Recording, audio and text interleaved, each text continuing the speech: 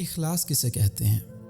جنید بغدادی فرماتے ہیں کہ میں نے اخلاص ایک حجام سے سیکھا کہ ایک میرے استاد نے کہا کہ تمہارے بال بہت بڑھ گئے ہیں، اب کٹوا کے آنا۔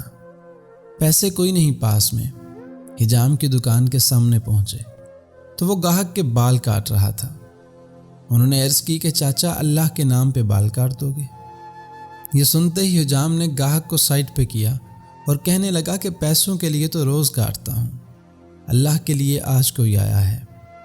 اب ان کا سر چوم کے کرسی پہ بٹھایا، روتے جاتے اور بال کاٹتے جاتے۔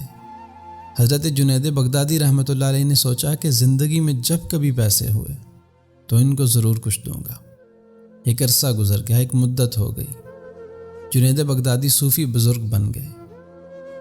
ایک دن ملنے کے لیے گئے، واقعہ یاد دلایا اور کچھ رقم پیش کی تو حجام کہنے لگا، جنید تو اتنا بڑا صوفی ہو گیا، لیکن تجھے اتنا نہیں پتہ چلا کہ جو کام اللہ کے لیے کیا جائے اس کا بدلہ مخلوق سے نہیں لیتے۔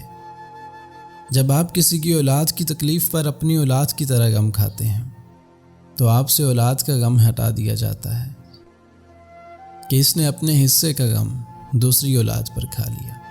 یوں آپ کی اولاد غم سے نجات پا جاتی ہے۔ جب آپ کسی کے بوڑھے باپ کے لیے سیٹ سے اٹھ کھڑے ہوتے ہیں تو آپ کے باپ کے احترام میں کھڑا ہونے والا اسی بس میں سوار کر دیا جاتا ہے۔